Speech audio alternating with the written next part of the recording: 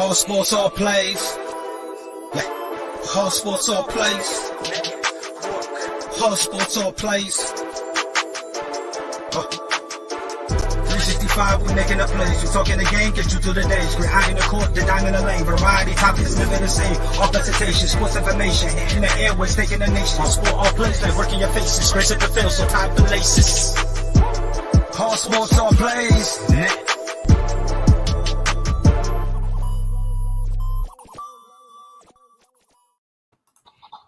What's up? What's up? What's up? Hey, it's another Monday, and it's Bring It. I got my boy Tony with me. How you doing, Tony? I'm great, Coach. How are you, man? Man, I'm doing good, man. Blessed. You had a good Christmas? I did. Had a very good Christmas. Got to see the family. Got to see my brother and his kids. Got to see mom. Got mom the Christmas gift that she really wanted, so her kids came through. So it was a good trip. What you get her? My brother and I.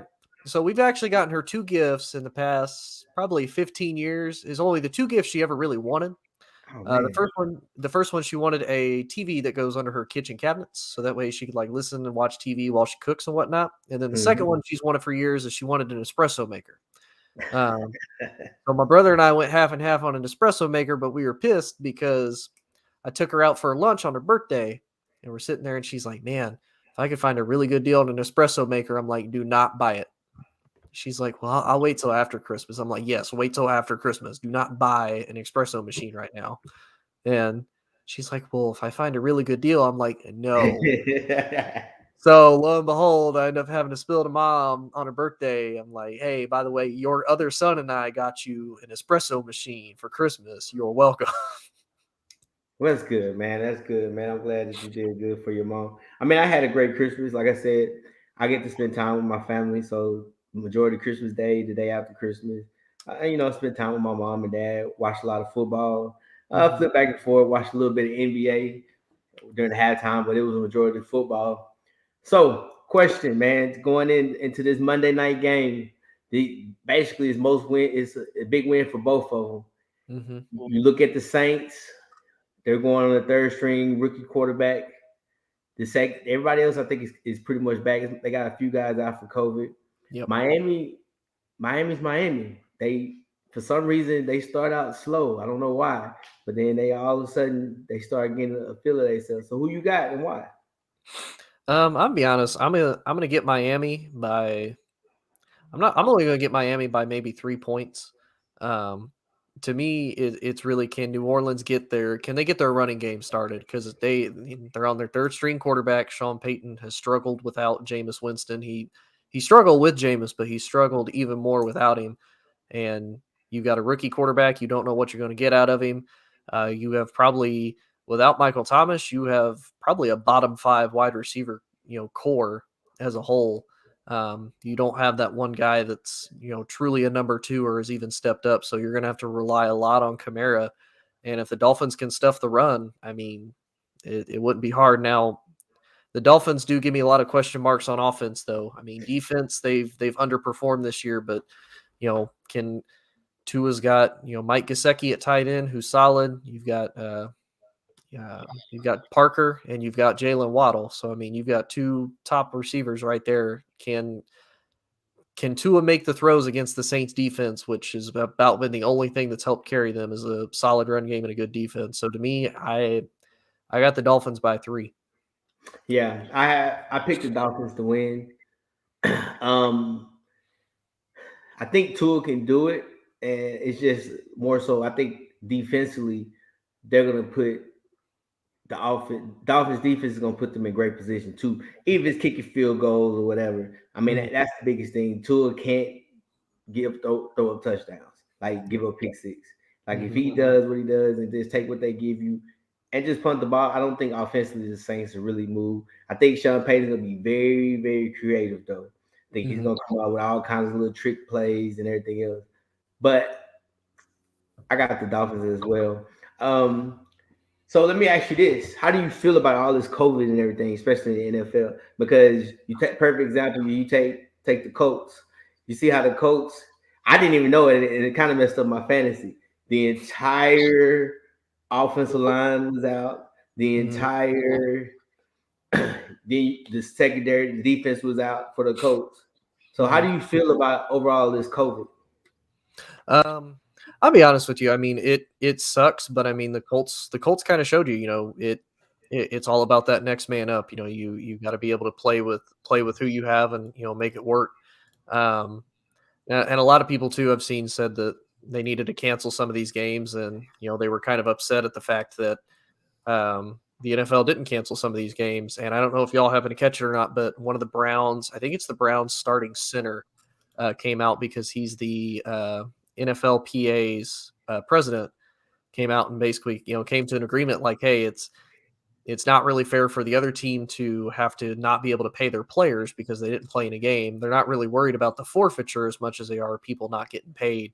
Because those paychecks matter for those guys. They don't get paid in the off season. They get paid. They get paid for every game that they play.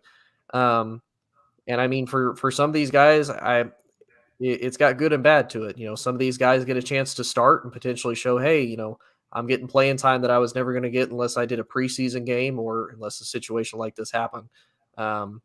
But I mean, we've seen teams win without their coaches, without star players, and we've seen teams lose. So I mean, it's like everything in life. You just got to be able to overcome it, and like I said, you got to be able to have that next man up mentality. Yeah. What's up, Coach Evan? Man, we sitting there just talking about football and just dealing with the COVID with all these missing players and they're moving games. What's your take on it? How do you feel about it? Man, I honestly think what the NHL did was best right now. They put the whole league on pause for 2 weeks. They tried to, I'm sure they did certain things on their end to try to mitigate it as much as possible. Took that 2 week chunk, moving it at the end of the season and pushing the playoffs back. I think that's in the best interest of, everybody right now. The NBA wanted nothing but those Christmas Day games to go off without a hitch, and then you got the Nets without KD, Luka, and the Mavs, and a couple of the dudes for the Warriors as well too. You're seeing it run rampant right now in the NFL with 2 weeks to go, and you guys included, myself, we were all just around family, doing our family thing for the holiday since last year was horrible. A lot of these players that have some money flew in family or tried to do some extra things, and it's only going to get worse for the next 2 to 3 weeks. Right when the season is on the line, right when the playoffs are on the line. I just think it's a bad look for the NFL to come out and say that they're worried about health and safety protocols, but not really doing anything to mitigate it. Same with the NBA. The NBA's version of making sure everybody is healthy is signing more people to the rosters. So more people could potentially get exposed to it, right? Yeah. I just think it's a bad look for them, and we're all dealing with this around the world. This isn't just an NBA thing or an NFL thing. You know what I mean? So it is what it is. Games aren't going to be canceled at this point, and you need to try to get dudes up to speed as fast as you can. Go out there, execute your game plan. And I think we're going to see a lot of sloppy football coming up and a lot of boring football. And what I mean by that is a lot of running the ball. Don't start another play until there's 1 second left on the time clock. Try to keep in front of the chains, and you're going to have those 8-minute drives. I think we're definitely going to see that. So that's my take on it right now. I was kind of listening to some of your guys' takes as well earlier. So it's unfortunate right now. It's just unfortunate for all of us and us fans. Yeah. I mean, I look at it, and it's one of the things like we was talking about it, like as coaches in Texas. They say just use it as an injury. Pretty much they have it installed. Hey, it's an injury now. If it's pretty much half your team is gone, and then you're playing JV players or freshmen, then they be like, all right, we can set it up to where we can kind of move it back on this game. That's kind of how we did it in Texas. But I agree with you. For both of you, I truly believe that now you get guys that get a chance to get a look, and also you get coaches. Because you guys, it's a lot of coaches that were out. Like the Jets head coach was out. Guess what? Somebody had an opportunity to at least put their name in the hat of like, hey, at least I can do this. I can control it. At least I've done it. You've seen a lot of OCs that were actually became OCs. They were coaches. So I think it's good on that end. It's kind of one of those devil's advocate, Coach Evans. If you take Tampa Bay, you take 2 weeks off, now they're healthy. You know what I mean? If you take 2 weeks off, Aaron Rodgers is healthy. So now what about, and then if you say even the Cardinals, it's kind of like now everybody's going to be at their best. So what happens to this is really the advantage for like that 6, 7 seed, that 5th seed. I mean, what is the point though? Is the point to put the best product on the field, or is the point just to get the games in? I think it's a little bit of both. You almost have to look at it kind of like Sure. how the NBA did with like the bubble. Take a break from everything, kind of figure everything out. The teams get the advantage because now they get to be healthy. They get to kind of rest up and get prepared. And like Coach said, then everybody basically starts at a fresh slate. You may still have some guys out, whether they're sick with COVID, whether they're injured, anything like that. But then everybody starts basically fresh. So you have the best potential chance of not only having the best product on the field, but getting the best product out of it too. Because I mean, think about it. If you saw the Browns versus Packers game, if it was say Nick Mullins and like Jordan Love facing each other, you don't really want to watch that. It was kind of the same with the Washington versus Eagles game. You had Garrett Gilbert and say, you had Gardner Minshew, they're like, these are already two really bad teams to start with. And then you have their backups or their third string quarterbacks. And, nobody really wants to pay to see that. And for the NFL and NBA both, because they took basically time off or they lost fans, whichever, they're going to try to regain that money and that revenue back. And that's the name of the game right there. Of course, you know that. Oh, At the end of the day, when it's all said and done, these owners care about one thing: it's the dollar line at the end. And but like I said, it could go either way. If you stall for 2 weeks, now you kind of push yourself into March Madness, and you push yourself. Now you're competing with college football, not college football, but college basketball. Mm-hmm. But I agree. Like I said, I agree with both of you. So here we go. Sunday during the games, you had some slaughters, you had some good games. Are the Bengals for real? Do y'all believe it or not? I'll let you go first on this one, Coach. The Bengals themselves, it's hard to trust the Bengals. Do I trust Joe Burrow? Yup. Joe Burrow is an absolute game changer. He is a baller. You got a dude like Joe Mixon in your backfield as well, too. Anything can happen. The defense has been lit up here or there, but then it's been stout at other times. I mean, they're an absolute roller coaster of a team, but it's all about hitting your stride at the right time. And they just seem to be doing that. Right now I say yes. Ask me in 2 weeks. It's probably going to be a different answer, though. So do you think they're going to take the AFC North? As of right now, yes, I do.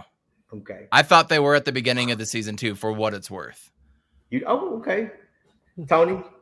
Yeah, I think they'll take the AFC North, but honestly, I think they just take the AFC North really by kind of default. Pittsburgh will be competitive, but I mean, Pittsburgh can't get over their biggest hump, which is, Ben Roethlisberger. They don't run the ball very well, even though you have a top draft pick in Najee Harris from Bama. Your O-line is garbage. The defense can't stop the run. The only thing you can do is defend against the pass. And you have a pass rush. That's about it. Cleveland just makes so many mistakes. Baker turns the ball over way too much. They try to rely on the run game, but then they're like, okay, Baker, you can do a little bit. We've got this. He fumbles the ball, and then Baltimore honestly is just injured. They're down to their like fifth and sixth string cornerbacks and their fifth and sixth string running backs. So, I mean, really for Baltimore, it's just they're unhealthy. So really for Cincy, it's theirs for the taking. I don't trust Cincy in the playoffs purely because you look at how they struggled against really their last two opponents. They struggled terribly against the 49ers and they lost. They were getting blown out by the Chargers, started to make a comeback, and then they ended up actually losing the game. They just happened to take advantage of a really just crippled Baltimore Ravens team and did what they were supposed to do against a divisional opponent. Yeah, that is true. I had Cincinnati making the playoffs. I had Baltimore actually winning the division, but shoot, man, everybody's hurt. If it ain't hurt, then you got COVID. So, and Pittsburgh, what's so funny about them is they're either gonna be a good game or they're gonna get blown up by 50. Like they're just gonna get embarrassed and it looks sloppy. But you're right. I mean, I agree with both of what you said. I think Cincy that'd be all right. I think they'll lose out first round, depending on who they matched up with. So, we're gonna stay in the AFC. Bills versus the Patriots. What's your take? Tony, go first on this one. I'll be honest. I mean, you saw a little bit more of, again, Josh Allen just kind of being inconsistent. Like he had to do it with his arm and his legs both, and eventually that their teams are going to figure that out. And I think we've seen that a lot this year with the fact that the Bills came in this year as probably one of the biggest favorites to win the AFC as a whole, to at least go into the championship, and now they're struggling, battling with New England to just be atop of the AFC East. So I think for Buffalo, they have to have Josh Allen continue to progress. They paid him all this money. He's a top quarterback. He can run the ball, but they need to work on his ability to throw. And to be honest with you, and I know, Coach, you may disagree with me. Not a big fan of their receiving core. Stephon Diggs is about their only bright spot. Emmanuel Sanders is old. Beasley's old. And I mean, don't get me wrong, still solid players. They can still make the plays, but they need to have a little bit more youth, and they need to have a more solid number 2 guy with Stephon than Beasley and Sanders. Because Beasley, if you think about it, Beasley's really your slot guy. He's like 5'10". You're not putting him on the outside, not with a lot of these corners who are usually about 6 foot or bigger. And then, like I said, Emmanuel Sanders still has it, but again, he's old and he's a little bit more inconsistent. You saw it yesterday. He was dropping easy passes, just thrown to him. And then I think Buffalo kind of has the same issue that a lot of teams do. If they can't run it, they abandon the run game as a whole, and I think that's a terrible option. I think they need to go out. They don't have to get a top running back, because running backs are obviously very replaceable in the league, but they need to get an upgrade at running back. What's crazy to me is that Isaiah McKenzie had the most amount of targets, and it's kind of been a little bit of a trend with him. The good thing for Buffalo is Josh Allen is a Wyoming boy, so he knows exactly how to throw in the wind. Mm-hmm. He's primed and ready to go for that weather in Buffalo no matter what. Mac Jones, on the other hand, this is kind of his first taste after playing in the SEC for, however many amount of years. Going to your running game point, that's an interesting topic, because 2 years ago we were talking about Devin Singletary. Devin Singletary is going to be that breakout dude. He's going to be that dude. Gets injured a little bit. Zach Moss comes in, has a good, 1, 2, or 3 weeks last year, if I'm not mistaken. Yep. He gets injured. Coming in this year, Zach Moss. And here's Devin Singletary getting 12 carries versus Zach Moss with 3. So an inconsistent ground game, inconsistent Stephon Diggs, but you've seen that with quite a few wide receivers around the league right now. You've seen it with a lot of teams being inconsistent, but it all matters at the end of the year, how you're playing. Buffalo beating New England is a huge game for them. That is a huge game at this stage in the season. You can't downplay that. So is this the kind of win that's going to completely catapult them to the heights that, I don't know if you guys expected them to come out of the East, AFC East, but definitely into the AFC Championship game, I thought they would be. So is this going to catapult them to get to that level, or are they going to come out and play complacent football? So we're gonna wait and see. But Josh Allen, 30 of 47 times you're throwing it. That's not a recipe for success. And then you're gonna have him run 12 times. It's all on Josh Allen, man. I don't like that recipe right now in Buffalo, but they won. So who the hell am I to judge anything? Yeah, I agree. I said it from the. I never was a Buffalo Bills fan from the beginning. Like, everybody had them in the AFC Championship. I said they'd probably lose out second round. One thing about it is I really don't trust Josh Allen. Like you said, if you go look at the stat, I think this is the first time this year that he threw for over 40. He threw the ball 40-some times, and they won a game. Like, usually they keep it at 20 to 30 throws a game, but you run game. I think one thing about it, and I said it earlier in the season, how they have everything set up for the CBA and the rules, and plus now COVID, the offensive line play is going to be so trash. Mm-hmm. And if you really look at it, majority of the teams, the offensive line play has been trash. I mean, you except the Colts, except Derrick Henry when he was playing, but everybody else, I mean, I think we just now got 3 guys over 1,000 yards. Yep. Usually by this time last year we had 4 or 5 guys. So it's kind of like I think the run game has just been down. I think the Patriots are what the Patriots are. I think a lot of people still living off of what they've done in the past because they had their 7-game win streak. They beat 2 winning teams. They beat the Chargers. You beat the Chargers and you beat Buffalo with a 55 miles per hour win. And they beat the Titans. I forgot they beat the Titans in that. You beat the Titans without Derrick Henry. Yeah, you had no receivers. But again, I'm not gonna poo-poo on the Patriots because everybody gets mad when I talk about them. People are sensitive about it when you talk about the Patriots.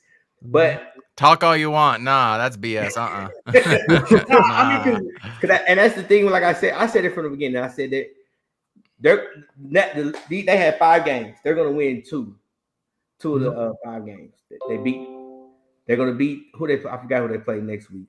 They play Jacksonville and then Miami. Yeah, they beat the Jaguars. I said they was gonna beat the Bills once, and I said they was gonna lose to the Bills again, and I said they're gonna lose to the Colts and then lose to Miami going in. But a lot of people, when you say stuff, boy, you talk about Bill, hey, Bill is the next sweetest thing in the world. But but again, I have both of them teams first round exit and a bye.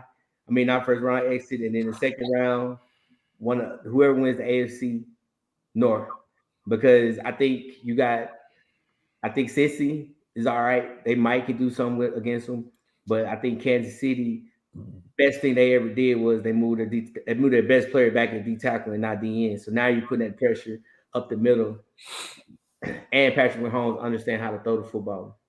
Yeah, but hey, I'm not a Patriots fan, so I don't want to. Moving on, I see all that Arizona, Phoenix in the background, but I don't see an Arizona Cardinals. There's a damn good reason for that. Where is it? I see Arizona State. It's in the closet up there right now. It's the Barkley jersey, but I don't see an Arizona Cardinals.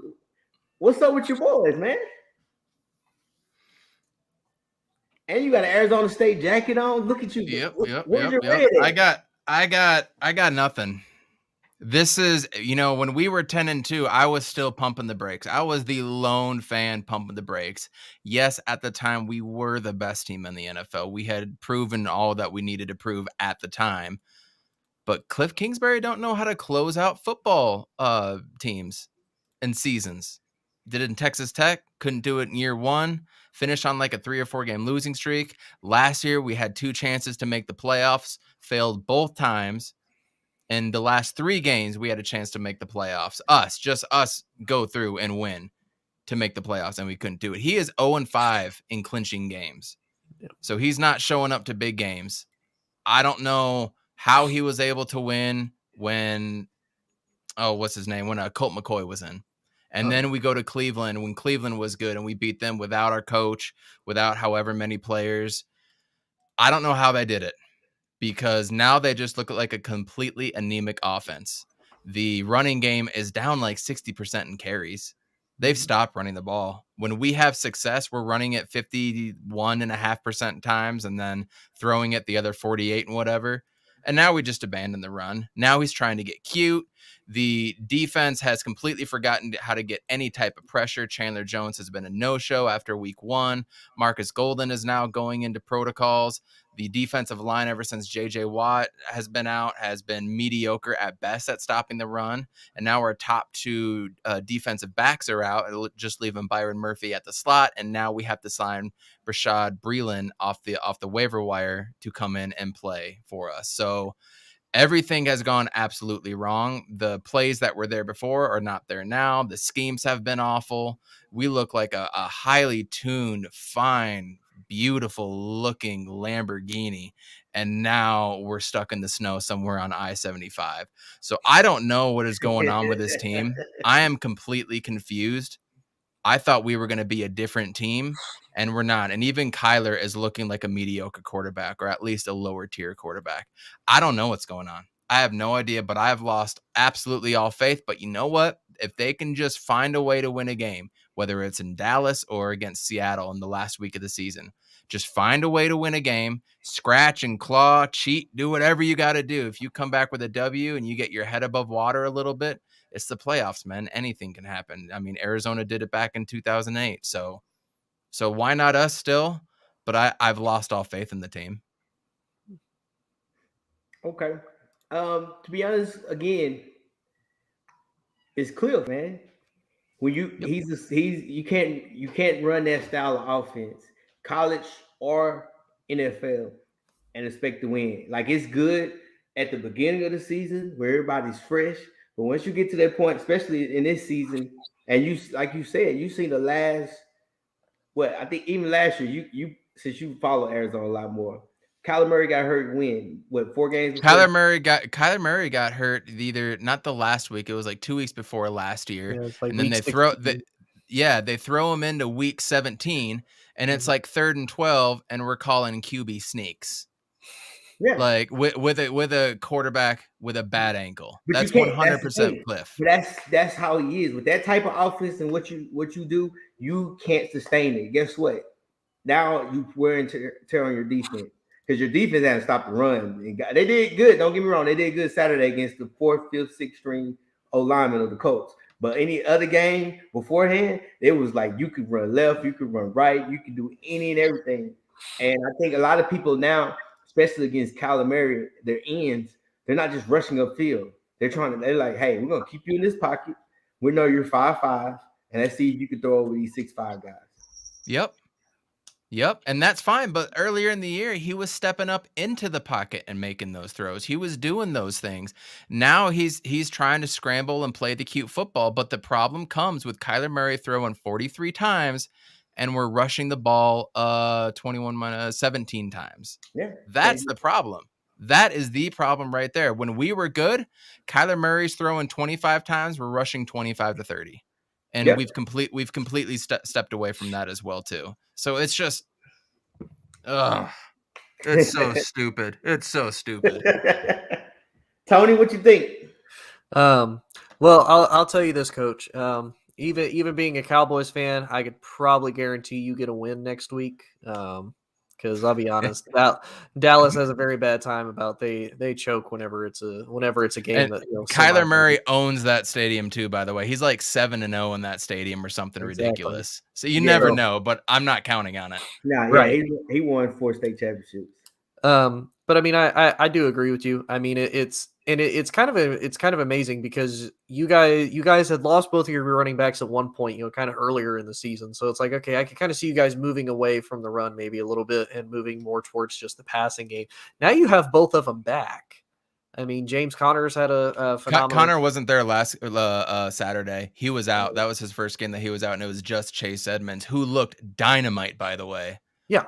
So and I kind of agree that's kind of what's crazy is you're one of the few teams that's lucky enough you have a dual-headed running back monster for pretty much most of the season. And I don't know if Cliff just doesn't have faith in y'all's offensive line. Like, nah, they can't do it. Or if the fact and let me ask you, because I've been kind of wondering, because I don't follow Arizona football very much. How have you guys felt about having AJ Green? Because to me, it's very apparent that AJ Green is done. Like, I don't think I see you guys keeping AJ Green after this year. He was incredible when we were 10-2. He was our most sturdy player in offense. I was surprised by almost everything that he did. And then the debacle in Green Bay happened, and he's been a shell of himself. But yet last week, he goes out and he gets 100 yards reception too. So he does a lot of good things that I think are better than a lot of people think. I don't know if they don't game plan for him, but they didn't even look his way last game. He had 3 targets. 2 of them were overthrows. 1 was an underthrow. And then 1 was right on, which was like a 28-yard pass, which is his only reception. So he actually looks a lot better than people think. I had him on my fantasy, and he actually did some pretty good things for me this year. So look a little closer at some of the stuff, but mostly like his target percentage of what he's getting and what he's hauling in is actually very impressive. But without DeAndre Hopkins there for literally the whole season, kind of a difference maker when you're making AJ Green be the number 1 versus the number 2 guy as well too. I mean, DeAndre Hopkins was there, but he's been injured the whole season. He started the first 3 games with a hip flexor. Yeah, and I'd agree. And I think part of it might be too with the fact that, since AJ has had to go back to being a number 1, You guys have a wide receiver in Christian Kirk that I think when you guys have to move him out of the slot then and you guys have to put him to the outside, I think is where you guys kind of hurt yourselves too, because he's not an outside receiver. He is a slot guy, and he will kill you in the slot. He kills people all the time. I've seen it. But yeah, I think it's, again, they're one of these teams that they're more confident in Kyler being able to make the plays, which I think healthy Kyler can. But I think it also depends on if Kyler's having to try to dig the team out of a hole or not. Correct. So do you think they have a chance after this coming Sunday? After you saw what the Cowboys did to the Redskins, got them fighting on the sideline, and then just striking up the band, dancing, having a great time. Facebook was going crazy because the Cowboys is back. Now, coach, I'm gonna ask you, who's the last two teams Dallas has played? Man, I don't even know who y'all play other than who y'all play last week? The Giants, and they played Washington before that. Hey, Dallas really beat in the last 2 weeks. Hey, say, man, you can't say that argument. So do you think they back, Tony? No. Wow. No, because Dallas does the same thing. Dallas has abandoned the run. Zeke is hurt. His knees trash. They have to rely on Tony Pollard. People have figured out how to stop Tony Pollard, really. And then you got to force Dak to throw the ball, 30, 40 times. And you even saw it last night of the game. Dak should have thrown 4 interceptions last night. He threw 4 passes to 4 defenders, and they just dropped the ball.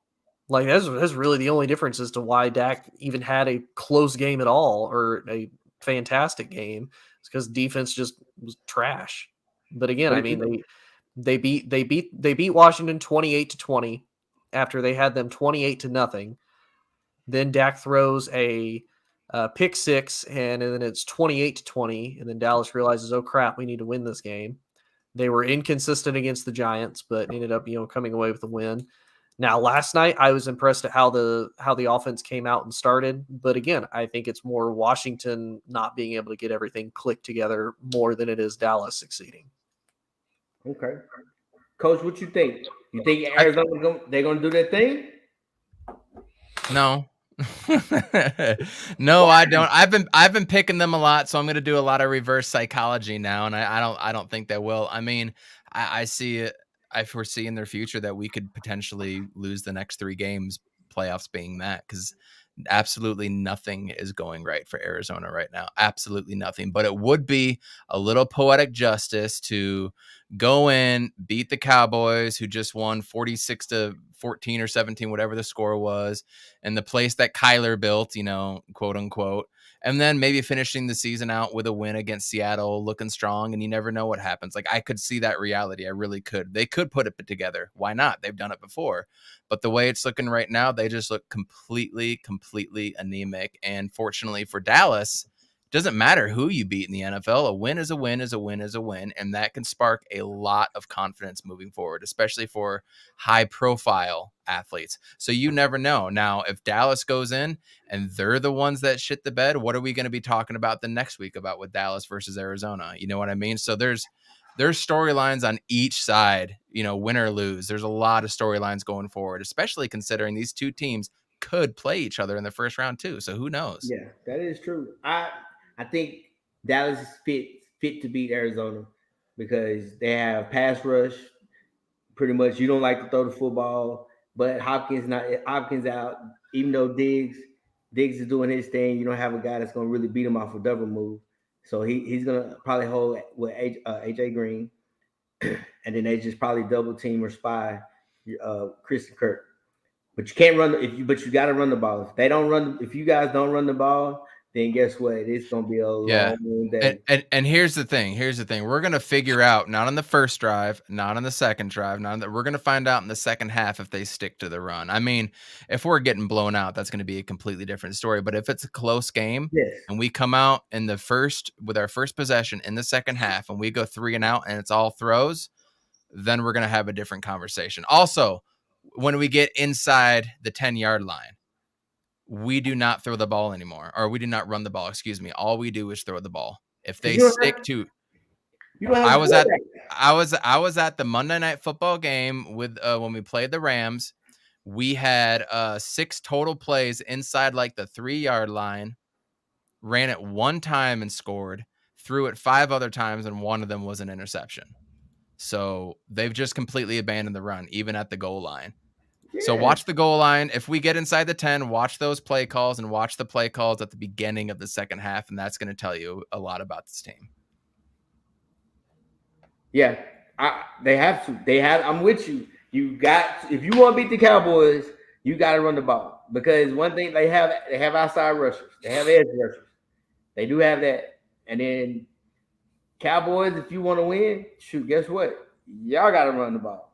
And you can run it on our team. And You can run have it. to just stick to the run and just live with it. I think, but both coaches, both OCs, they like to throw it.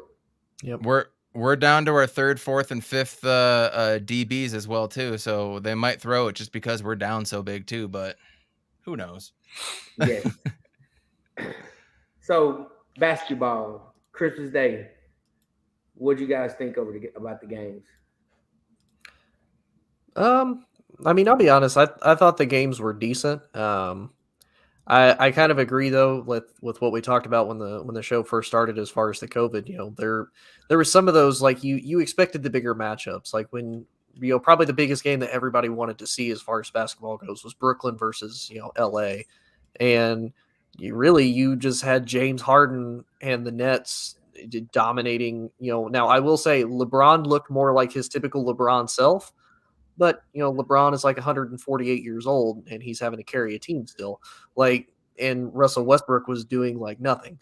So to me, with COVID, the fact you didn't have KD, the fact that you didn't have James Harden, and the fact that you have a disappointing Lakers team, it was like, yeah, I didn't really care for the game. I actually liked the Hawks versus Knicks game. I thought that game was solid. Kemba Walker getting a triple double. I was really surprised. He's apparently the only 7th NBA player in history to do that on Christmas Day. So congrats to Kemba Walker. He also hadn't had one since like 2012. So it's been a long time for Kemba. So I was happy for him. But yeah, kind of the same thing. I think like Coach Evans said, you lose a lot of the quality of games that you have when you have a lot of these COVID issues and you have, some of these big star players. And that's what I've always kind of had against basketball, a little bit with football, but we don't really see it as much. With basketball, we see it a little bit more. If I'm a fan and I'm going to see the Lakers, I want to see LeBron play. I want to see Russell Westbrook play. I want to see AD play. Again, barring anything like injury, something that they can't help.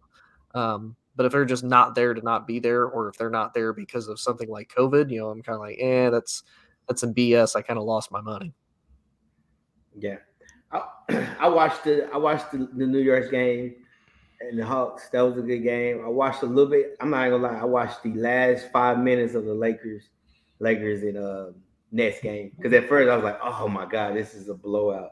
Mm-hmm. But when it got down to the last 5 minutes, the game was down to 4, down to 3, down to 2. I was like, okay, I can watch this. Yep. So those, and then like I said, I enjoyed the Golden State versus Phoenix. I think that's the rival now. They're going to be what if everything goes as planned and they keep playing like they're playing, Phoenix will be 1, or Golden State will be 1, the other one will be 2, whichever one. And I think that'd be a great matchup for both teams. It's going to be a lot of scoring. Yeah, Golden State just wanted it more that game. It was a very, very bad sports day for me and my podcast. It was an awful day, but Golden State just wanted it more. I mean, you take Stephen Curry's shots out of it, and he didn't even shoot great. He hasn't shot great against Phoenix all year. He still got 33 because he shot so much, but his percentage was not there. But the whole team shot 55%. Like, I don't know if that's ever going to happen again outside of like Klay Thompson and whatnot. But then not having Trae Young, I'm in Salt Lake, so I'm on Mountain Time. So I looked at the clock at like 11:15, 11:30, and I was like, "Oh damn, one of the games already started." I completely forgot, and it was already a blowout. So I didn't put on the Knicks and Hawks at all. I got to watch the second half of the Bucks and Celtics. I knew the Bucks were going to come back. I knew Giannis was going to do his thing. Little disappointed Jason Tatum couldn't close it out. I watched the fourth quarter of the Nets and Lakers when the Lakers went on 12-0, 15-0 run, whatever it was, to close the gap, and everybody was going absolutely crazy for the Lakers, just like they do anytime. But that was a pretty good game. The Jazz and Mavericks game was absolutely horrible. It's been a while since I've seen a game with absolutely no rhythm that takes 3 hours. The refs completely took the game into their own hands. They blew it like every 5 seconds. It seemed like it was literally every other possession they called it. And then no Luka definitely hurt it. So the games were fun. It was great to see. It's a damn shame that they don't have ugly sweater jerseys or something like that. Like, I like the special ones to a point, but give us some ugly sweater ones, especially for that game. So they're missing a huge opportunity there. But then my next point is going to be, now look at Golden State and look at Phoenix, man. No Draymond Green. He's in protocols. DeAndre Ayton, Jay Crowder, Alfred Payton, and head coach Monty Williams are in protocols now too. So, like, was it worth it? What is it worth it at this point? So that's my next talking point, even though we already covered it. We can talk about how great the games were, but now look at what happened. So it's just a shame that those are our talking points that we're in. But the games themselves, they were entertaining. They were. And to be honest with you, I wouldn't even trip about, because there's so many basketball games. I wouldn't even trip if they do a pause. If they just say just the whole month of January, like, hey, whole month of January, because even if you push it back, I mean, unless you like a diehard baseball fan, there's nothing in that late June, early July that we have to watch. But they don't want another shortened off season. That's what they've come out and said. They don't want another shortened off season for all these dudes, and that's the issue that they're coming in. But it was stupid to think that we were going to get through another full season. That was just foolish thinking to begin with. Baseball got lucky. College football got lucky until right now. Yep. Yeah, because everybody's going home for this Christmas break. But Yeah. I mean, I love it to see a pause, because then if you see a pause, then teams that are hot, they won't have a rhythm. Teams that are cold, all of a sudden you take them old Lakers. All of a sudden they get healthy, or they get the legs back. So I'm with you. I agree. I think COVID kind of messed everything up. I think we need to modify what we do. And even with basketball, is one of those things, especially on road trips. I done made suggestions that just rent out Airbnb. Rent out an Airbnb, have your own chef. It's like, look, this is, we gonna be here together. So I got somebody that's gonna cook food for us. Hey, because you know how it is in the NBA. You can stay in Phoenix. If you go play Phoenix, you can stay there 3 days, 4 days. Yep. And then before you leave. Here's the thing. I was listening to a sports radio. I'm not a Jazz fan, but sometimes I got nothing else to listen to. But what Quinn Snyder was talking about today on the drive home, he's like, the thing with COVID that fans don't even think about is we could be in Atlanta or Toronto or somewhere else, get COVID, and then that player has to stay there for 3 to 5 days or up to 7 days, and they don't know anybody. It's not their town.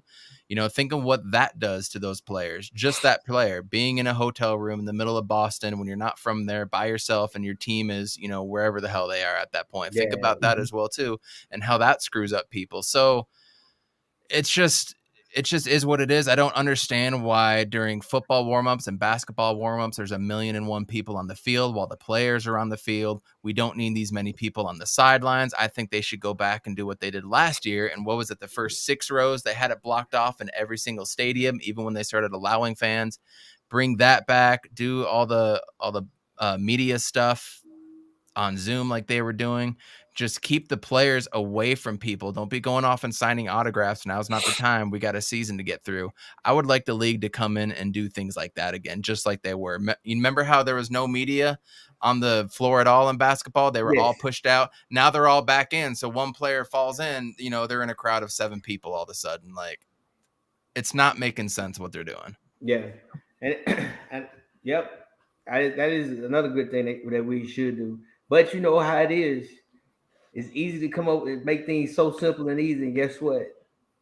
It just don't make sense.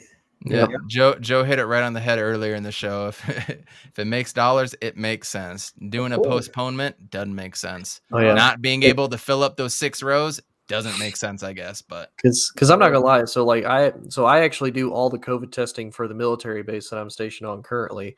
I I had 229 people come in today to get tested, and that was infuriating to no end. Because I have to do all of their paperwork for it. But it's also crazy to me how some the NBA and the NFL both does it. So like say a player tests positive, they have to come back and they say, okay, well you need 2 negative tests. Well, we go by the CDC, and the CDC says you could test positive up to 90 days. So really, at that point, when they're like, okay, when you're just asymptomatic, you can come back, and kind of the same thing, if if you're positive but you've been asymptomatic the entire time, you're still positive, you can still spread it.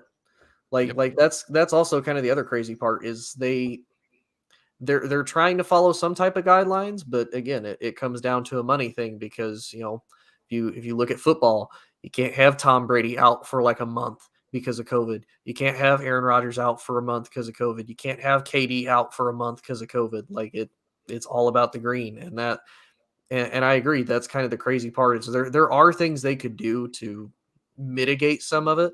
Like Coach said, kind of treat it like you did the bubble. Hey, we're going to this hotel. We're the only ones that are going to be on this floor. Nobody else is going to come up here. We already have security posted up. Ain't nobody coming up here. All the food's going to be delivered, brought to us. We're only going to hang out with each other, and that's it. It ain't nobody go anywhere, nothing. Yeah. I understand what that does to their mentality. I understand telling a grown man you can't go out to dinner, what that is. I get that. But at the same time, they're definitely held to a higher mark than you or I. Oh, yeah. Right? I mean, they are. That's their job too. Like if I'm their boss, and I completely agree. I'm the same way when it's ever, whenever like an owner tells somebody, hey, you can't do this. It's like, I'm a grown man. I have freedom. You can't tell me what I can and can't do. Like I don't have that because I work for the government, so they tell me what to do. But everybody else has that freedom.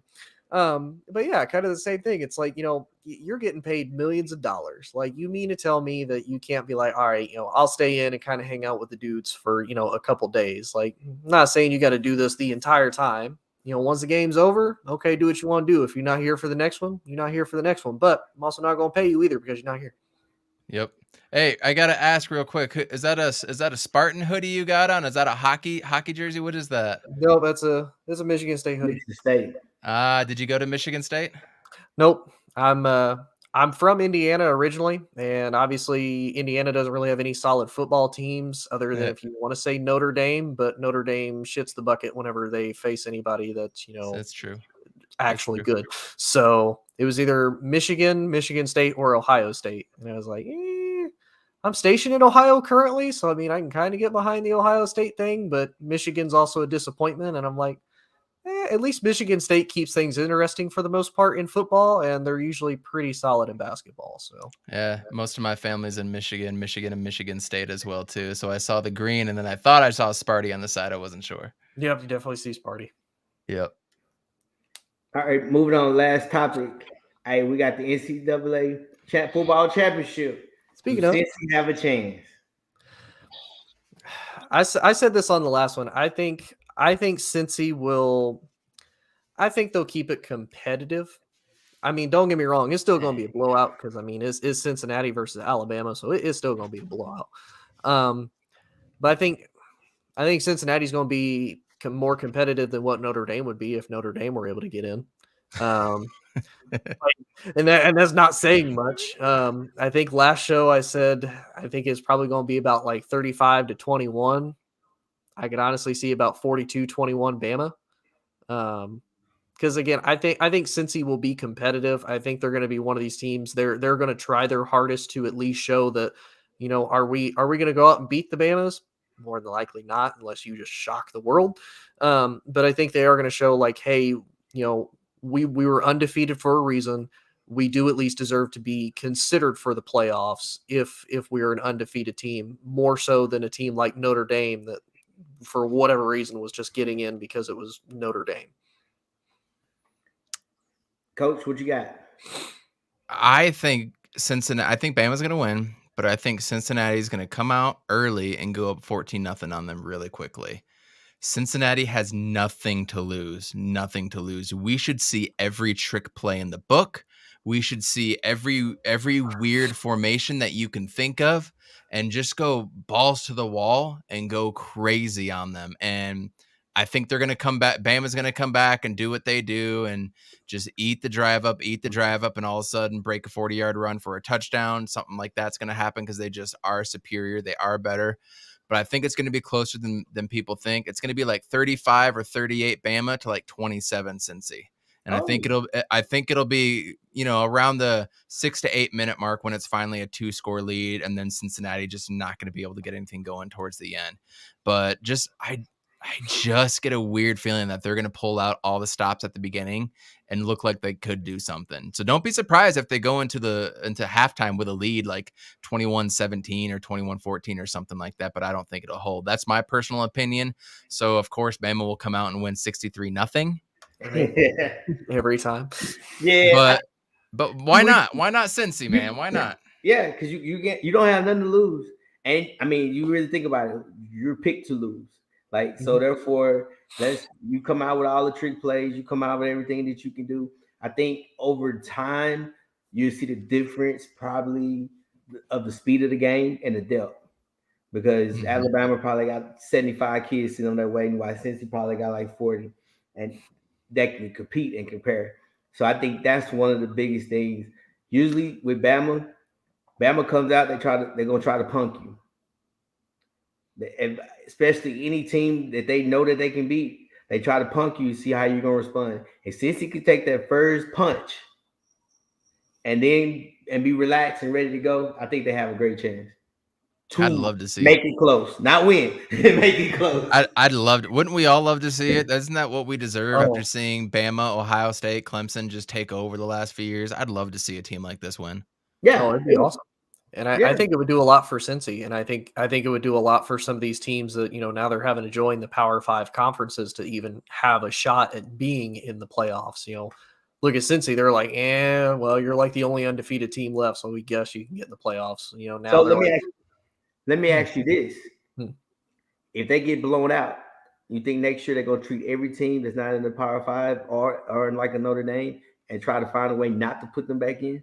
Oh, more than likely, because it's the same thing with like the NFL. Like think about when we were talking about it. If say Alabama had lost, then you have a team like Cincy, is in, and then okay, who's your strongest like one loss team? Because then you're really having a reach. If you're like, do we let a 2-loss Alabama team in? Do we let a 2-loss Ohio State team in? Because it's the same thing with money. Like think about it. Would you want to see like Alabama and Ohio State? Or do you want to see like, Cincinnati and Notre Dame? Who's really going to be your big money maker matchups? It's going to be whoever Alabama and Ohio State is playing. If they're playing each other, even better. It's a massive game. So, I mean, that to me is a lot of it, I think, too, is they're going to be like, yes, you were undefeated, but you're not a Power 5. You didn't really face any Power 5 schools, and you didn't really play like the highest ranked, like you didn't face the number 5 team in the nation and win. You faced the number like 17 team and you won. Congrats, but you're not up there. I hate that you pose that question because you're probably right. I mean, we know for a fact no matter what, there's going to be 2 SEC teams, right? Then there's going to be one really good team coming from the Big Ten or the ACC. But then whoever wins out of that, the other league will be down. And now with Lincoln Riley going to USC, you would expect at least in a year or two, USC might be that team coming out of the Pac-12, and then, maybe a Big 12 team. So I think this year is more of the outlier where I don't think we're going to get to be in that position again. And I don't think a team like a Notre Dame, BYU, or Cincinnati is going to have this miracle season. They could. I hope so. I think it's good for the game. I always root for the underdog, but no matter what, we're going to have 2 SEC teams in, no matter what. So it's up to the other teams to lose it as opposed to going in. I mean, if Oregon beats Utah, Oregon's in, right? And then we're not even talking about Cincinnati. So it still took other teams to lose for this to happen. Yeah. I just hope if Cincy lose, which I do believe they're gonna lose, make it close. Lose by 7, lose by 10, lose by 14 with a late throw. Don't get beat by 50. Because if you get, it's like I just truly believe man. By 50 or 40, and then like the game is not interesting, and all bets are off. You're like, there's not another team is never ever gonna make it unless they're a Power Oh, 5. no. Well, and plus you got to think about it too. Really, all of these teams are moving out of that independent. Like the only two teams that are still technically independents are, I think, UConn and Notre Dame, at least from the football perspective, because BYU and Cincy both are supposed to be joining the Big 12 here in a couple years to In like replace 17 years, right? Right? Yeah, exactly. Yes. At the nightcap, you have Georgia versus Michigan. Hey, I'm taking this one. As I said, my whole family's from Michigan. My grandfather played on like the 1937 Michigan football team, but I learned football from my grandpa watching Michigan games.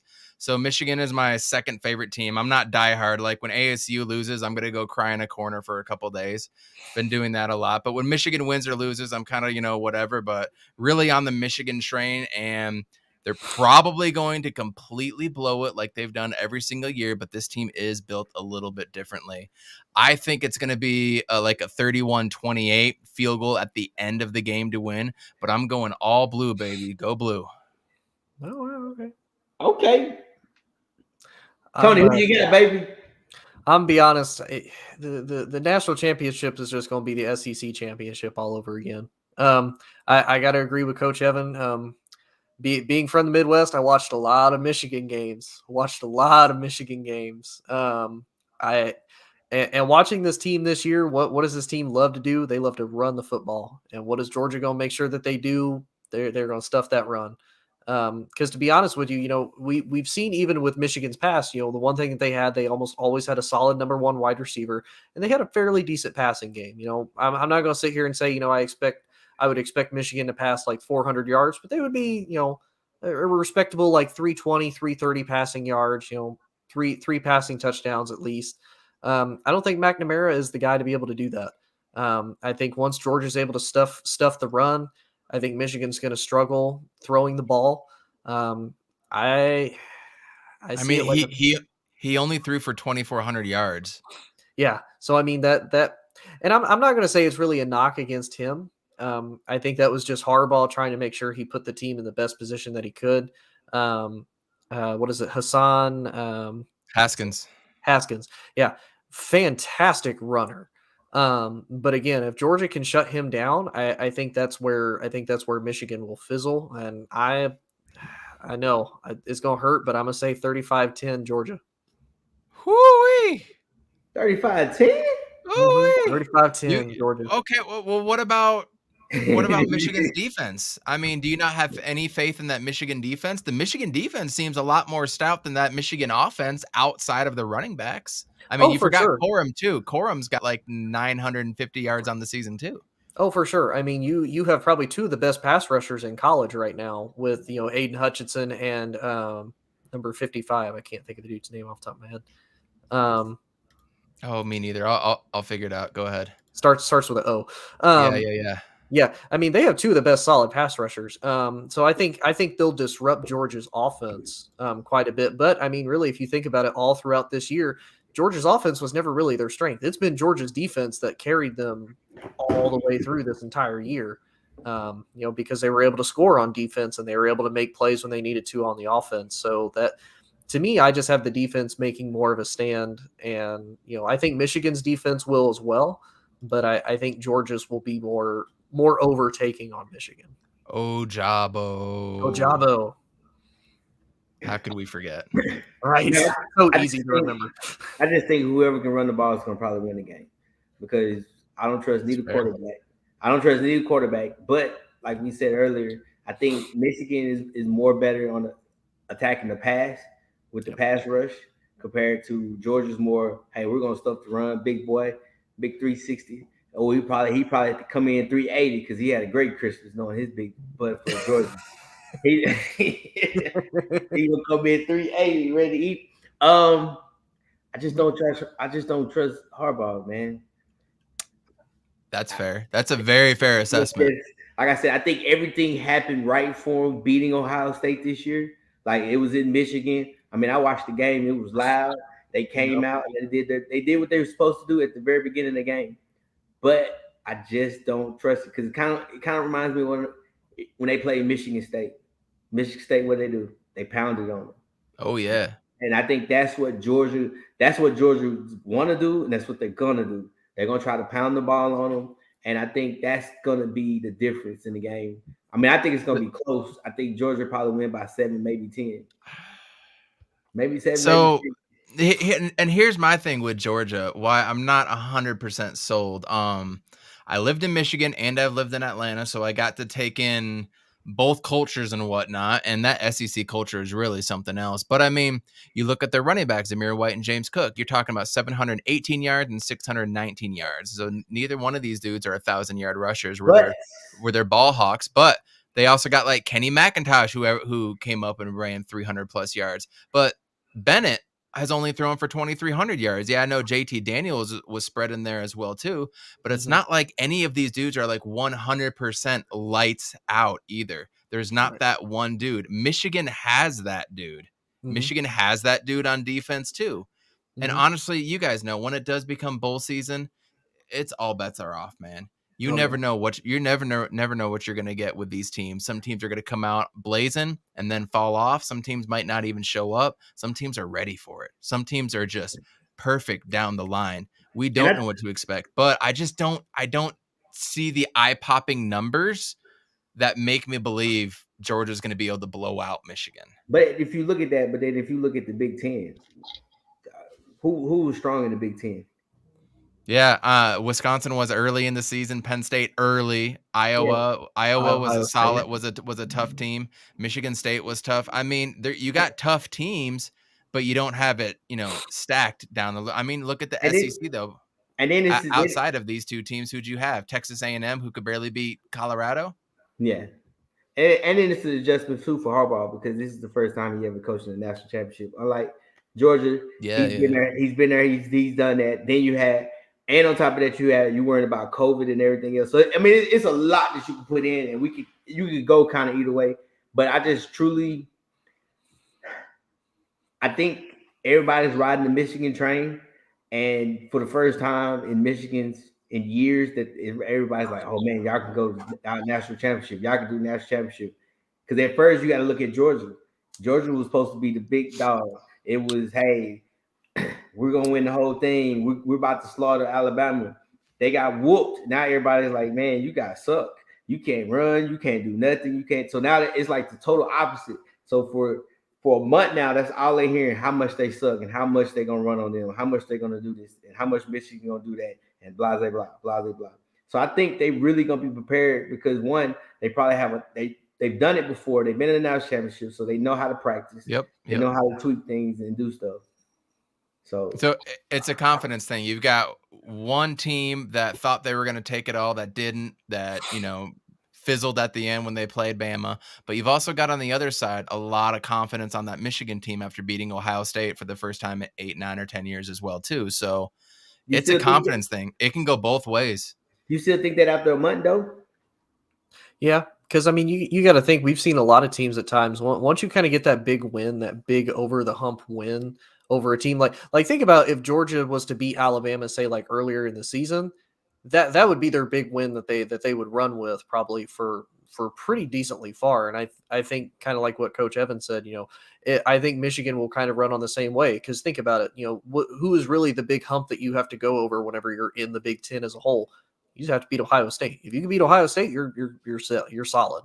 And if you can do that, you go in with a lot of confidence. Now, albeit this is not the best Ohio State team we've witnessed. Again, I don't know how statistically they were like number one in the Big Ten. That was just mind blowing to me. But I mean, again, for Michigan, that was their big win. They did it at home. And they, really, if you think about it, this is a Michigan team that has overachieved that, earlier in the season, everybody was like, they'll probably be a little bit competitive, but they'll lose the big games when they matter. And, it'll just be another Harbaugh failure type thing. But, this year they've kind of surprised people, and I think they'll kind of continue to ride it. I agree with you.